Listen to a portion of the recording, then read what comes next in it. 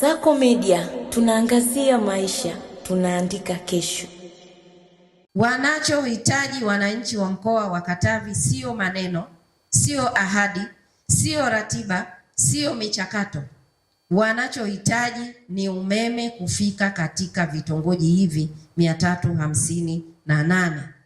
Kwa hiyo jipange sawasawa, kwa sababu sasa kama ni gari kuanzia leo linaanza kutembea na tunahitaji umeme. Hatuhitaji visingizio, hatuhitaji maneno.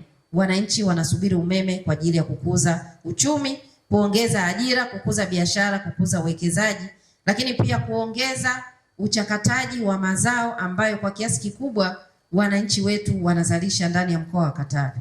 Badala sasa ya kuuza mazao ghafi, swala hili la kupatikana kwa umeme litakwenda kuinua bei za mazao, kwa sababu yatachakatwa katika hali nzuri kabisa na zitauzwa bidhaa badala ya kuuza malighafi. Kama nilivyotangulia kusema, ni swala ambalo wananchi wamelisubiri kwa muda mrefu, na sasa kwa sababu limekwenda kutokea chini ya utawala huu wa rais wetu mpendwa Dr. Samia Suluhu Hassan, basi mkandarasi, hakikisha umefunga buti zako vizuri. Tunataka umeme katika muda uliopangwa.